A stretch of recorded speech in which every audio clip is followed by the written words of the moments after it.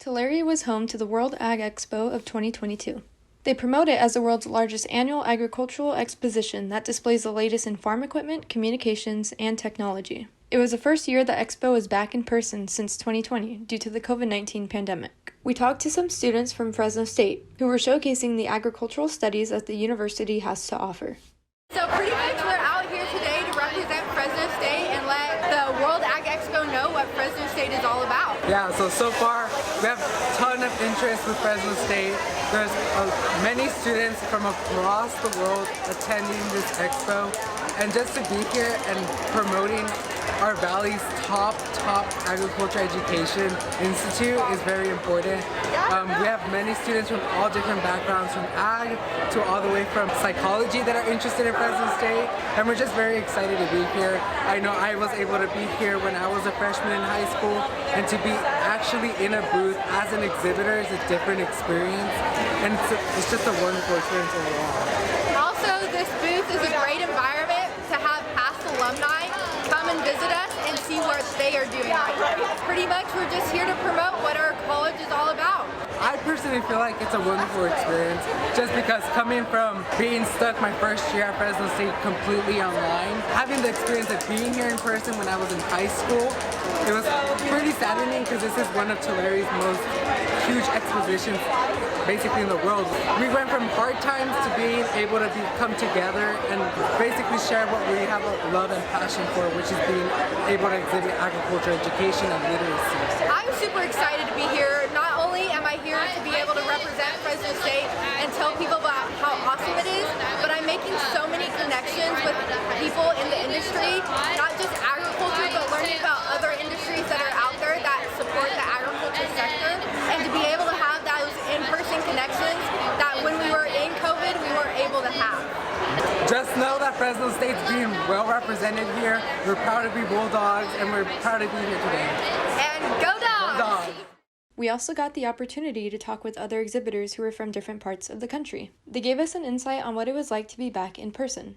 Well, it's as they promote, it's one of the largest shows in the world, actually. It's also a very unique show. For me, I come from the Northeast, and it's dairy, livestock, beef. Where here, it's so much variety. You have dairy here. Very little beef, but some beef, but you have all the nut crops, you have hay, just such a variety here versus other areas of the country. It's good to come back. It's good to be back with people and talk to people. A lot of us all want out of our house and want to go someplace, like everything else, where they've lost that experience last year. It's a good thing to get people to get out and do those kind of things. Hi, I'm Lorenzo Ronquillo. We are with New Holland Construction, and we're just bringing our equipment for people to enjoy it. They get to experience what the equipment is, the controls, how smooth it moves, etc. Mostly the accuracy and the precision is being tested as they work with the balls. And this is like a video game type of controls, so they can move everything very smoothly and there's no risk. It's a very controlled, experience. They have been many very experienced ones who are very smooth, very precise, and in very short time they put all 3 balls and they get their prize. And there are some other ones who have never worked with the equipment. I wasn't here last year, but from what I hear, the attendance this year it's a little bit lower, mostly because we don't have the international attendees, and also because I guess people with COVID are trying to be careful with it. But overall, we have had a great, steady flow of people. It is awesome. For me, I have never seen that there were so many fields and that it is so pristine in how it is planted and distributed and controlled. So it has been a great experience for me to see California beyond the big cities that are in California, to see the fields and the smaller cities. It has been an amazing experience. Hi, my name is Larry Sterling. I'm with John Deere, and I am the North American Shows and Events Manager for Small Ag. So I oversee this show.